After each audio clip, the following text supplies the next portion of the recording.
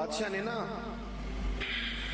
ارادہ کیا کہ میں نے اپنے بچے کو سپہ سالاری بھی سکھائی ہے، گھوڑ سواری بھی سکھائی ہے، نیزہ بازی بھی سکھائی ہے، میں چاہتا ہوں دین بھی سیکھ جائے۔ ایک بڑے زبردست عالم تھے، ان کے ذمہ لگایا کہ آپ میرے بچے کو دین کا علم پڑھائیں۔ انہوں نے مکمل جد و جہد کے ساتھ 7-8 سال میں نا پورا عالم بنا دیا شہزادے کو۔ میری باتوں کی سمجھ آ رہی ہے آپ کو؟ کس کو؟ شہزادے کو۔ کس کو عالم بنایا جی؟ میرا بچہ بھی شہزادہ ہے نا، تو آپ کا بھی شہزادہ ہے۔ تو شہزادہ تو وہ ہونا چاہیے نا جس کو کسی کی محتاجی نہ ہو، اسے کچھ آتا جاتا ہو، لیکن نرا وہ شہزادہ ہی ہو، ویسے اسے کچھ بھی نہ پتا ہو تو زیادہ نہیں چلے گا۔ وہ بادشاہ نے کہا کہ میرے شہزادے کو عالم ہونا چاہیے، عالم کے ذمہ لگایا۔ انہوں نے 5-6-7 سال میں نا خوب جد و جہد کر کے مکمل عالم بنا دیا۔ ہارون رشید نے بھی کہا تھا امام کسائی سے کہ میں چاہتا ہوں آپ میرے بیٹے کو پڑھائیں، لیکن میری گزارش ہے کہ میرے گھر آ کے پڑھائیں۔ تو امام صاحب فرمانے لگے یہ نبی پاک کا علم ہے، سب کا سانجا ہے، جہاں سب کے بیٹے بیٹھیں گے ہارون رشید کا پتر بھی وہی بیٹھے گا، گھر آ کے نہیں پڑھا سکتا۔ ہارون رشید نے اب جواب میں کیا کیا کہ امام صاحب کو نکال دو علاقے سے۔ وہ کہنے لگا حضور میں بھی آزما ہی رہا تھا، میرا بھی دل تھا کہ میں سادے مولوی سے بچہ نہ پڑھواؤں، کسی غیرت مند سے پڑھواؤں۔ اب یہ گھر آیا کرے گا آپ کے، جہاں سارے بچے بیٹھیں گے چٹائی پہ وہیں بیٹھ کے پڑھے گا۔ ہارون رشید ایک دن گزر رہے تھے تو امام کسائی وضو کر رہے تھے اور شہزادہ ہارون رشید کا وضو کرا رہا تھا۔ اس نے لوٹا پکڑا ہوا ہے، امام صاحب کے پیروں پہ پانی ڈال رہا ہے اور امام صاحب وضو کر رہے ہیں۔ ہارون رشید گھوڑے پہ گزر رہے تھے، دور سے دیکھا تو گھوڑا بھگا دیا۔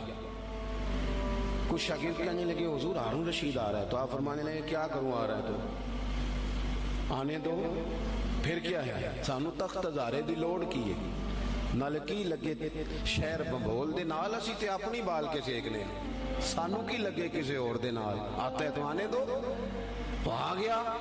اب وہ بڑے دبدبے کے ساتھ گھوڑے سے نیچے اترا، لوگوں کا خیال تھا ناراض ہوگا کہ میرے شہزادے سے کام کرا رہے ہیں۔ وہ اسی طرز پہ تیزی کے ساتھ قریب آیا اور حیرت انگیز انداز کے غصے میں۔ اب شاگرد اور عقیدت مند کانپ رہے ہیں کہ استادوں کے بارے میں کوئی بات نہ کر دے، ہم سے برداشت نہیں ہو سکے گا، لیکن اس نے قریب آ کے اپنے بچے کے کمر پہ زور سے مارا۔ کہنے لگا خدا کے بندے یہ تو کیا کر رہا ہے؟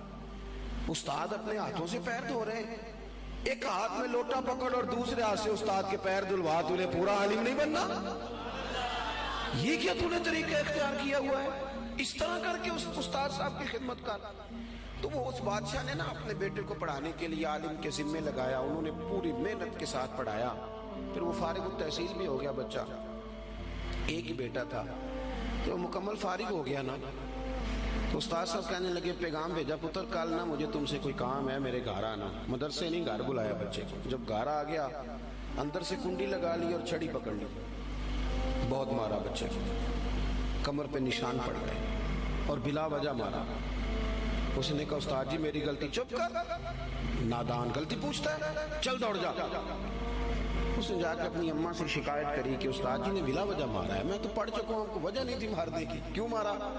اماں کہنے لگی تیرے ابا سے بات کرتی ہوں۔ والد صاحب سے کہا تو اس نے کہا چپ کرو، اگر میں اس کا باپ ہوں تو استاد بھی تو باپ ہی ہوتا ہے نا، اور اس عالم کو میں جانتا ہوں وہ نیک آدمی ہے، کوئی حکمت ہوگی اس میں، ایسے تھوڑی مارا ہے۔ وقت گزر گیا، 20 سال 15 سال بیت گئے، بادشاہ کا انتقال ہوا، وہ شہزادہ تخت پہ بیٹھا۔ اس نے پہلا حکم یہ دیا کہ میرے استاد صاحب کو بلاؤ۔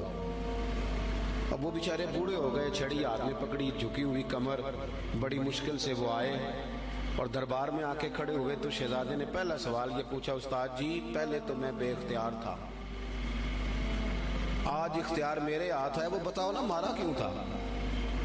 غلطی کوئی نہیں، زیادتی کری آپ نے اور اتنا مارا کہ میں ابھی تک اس کی درد محسوس کرتا ہوں۔ تو استاد صاحب نے یوں چہرہ اٹھایا، آنکھیں کھولی، کہنے لگے پتر شکر ہے اللہ کا میں ابھی تک زندہ ہوں، اسی دن کے لیے مارا تھا جو آج آیا ہے، یہ جو تو نے مجھے کٹہرے میں بلا لیا ہے نا، ٹھیک کیا، اسی دن کے لیے مارا تھا۔ کہا کیوں، کس وجہ سے؟ سنیں جی سنیں، اللہ آپ کو جزا دے، اسی دن کے لیے مارا تھا۔ کہا کیوں؟ کہنے لگے پتر کتنے سال بیت گئے مار کھائے، کہا کو 20 سال ہونے کو ہیں، فرمایا تو بھولا تو نہیں نا؟ کہا استاد جی میں نے تو پہلے دن ہی آپ کو بلایا. کہنے لگے پتر بس مجھے پتا تھا ایک دن تو نے حکمران بننا ہے. تو بے اختیار تھا نا، میرا کچھ نہیں کر سکا. آج با اختیار ہوا تو بلا لیا نا. پتر تو حکمران بن گیا ہے، کسی غریب پہ ظلم نہ کرنا. اگر تجھے 20 سال نہیں بھولا تو اسے بھی قیامت تک نہیں بھولے گا. اور جب وہ اللہ کی بارگاہ میں با اختیار ہوگا تو تجھے بلوا لے گا. اس لیے مارا تھا کہ یہ جو ناجائز مار ہوتی ہے اس کی درد جاتی نہیں، اس کے نشان روح پہ پڑتے ہیں، دل پر زخم رہ جاتے ہیں. پتر تجھے آج تک نہیں نہ بھولا، اسی دن کے لیے مارا تھا کہ تیری تربیت ہو جائے. اٹھ کے اس نے استاد کے ہاتھ چومے، بٹھایا. کہنے لگا آج سمجھ آئی ہے، آپ نے صرف علم نہیں پڑھایا، آپ نے تو مجھے ہدایت بھی دی ہے. آپ نے تو اللہ کی بارگاہ سے مجھے ہدایت لے کے دی ہے، آپ نے تو میری ہدایت کی جانب رہنمائی کی. اتنا بڑا کام کر دیا. اپنے بچوں پر تھوڑا سا بوجھ ڈالے. اور میرے بھائی اگر ایک چھوٹی سی کھجور، صدقے کی کھجوروں میں سے امام حسین اٹھا کے منہ میں رکھ لے تو محبوب انگلی ڈال کے نکال دیتے ہیں. فرمایا پتر نہیں، ہمارے لیے ٹھیک ہے. ابا کیسے برداشت کرتا ہے کہ بیٹے کے منہ میں لقمہ حرام جائے؟ وہ کیسے برداشت کرتا ہے؟ ایک دوست مجھ سے کہنے لگے کہ گھر کے کونے سے نا رات کو رونے کی آواز آتی ہے، بڑے پیر صاحب آئے، بڑے عامل آئے، پر وہ ٹھیک نہیں ہوتا. میرا ذرا زیادہ قربت تھی، ورنہ ہر آدمی سے تو یوں بات نہیں کی جا سکتی. میں نے ان کے کان میں کہا کہ اگر بڑے پیروں کے آنے سے بھی نہیں نا مسئلہ ٹھیک ہو رہا تو ساری فیملی بیٹھ کے غور کر لو، وہاں کسی یتیم کے پیسے نہ لگ گئے ہوں، کسی بیوہ کا مال نہ اس کونے میں خرچ ہو گیا. یہ جو یتیم کے اور بیوہ کے اور غریبوں کے پیسے ہوتے ہیں، یہ تیزاب ہوتا ہے. تیزاب جدھر جدھر لگتا ہے وہاں سوراخ کرتا ہے. سب سے پہلے یہ نور علم لے جاتا ہے.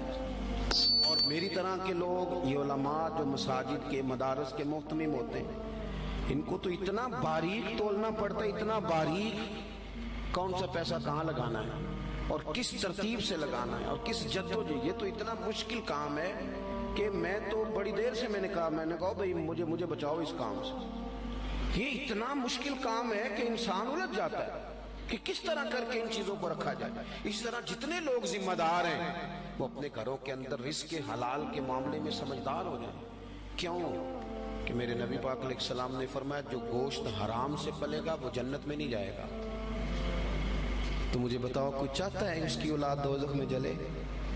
پسند کرتا ہے؟ تو پھر ان کو رزق حلال کھلاؤ.